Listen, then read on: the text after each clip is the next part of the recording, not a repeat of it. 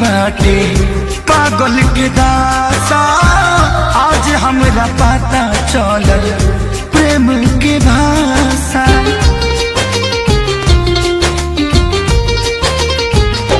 हाँ पगली के भइल बाटे पागल के दासा। आज हमरा पता चलल प्रेम के भाषा।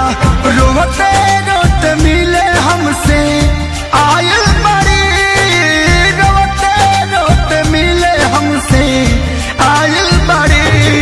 हमर जान आज हरदी से लटाइल बड़ी। हमर जान आज हरदी से लटाइल बड़ी।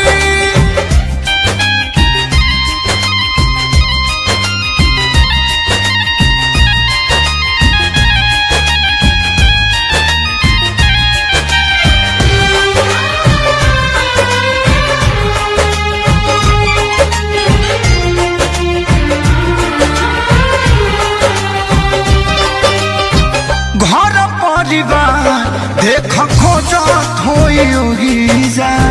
छतिया पमुड़ी धके रोवा तारी एही जा।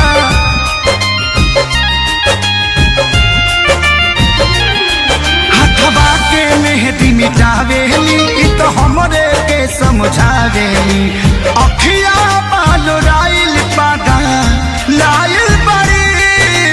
अखिया बाल राइल पागा लाइल बड़ी।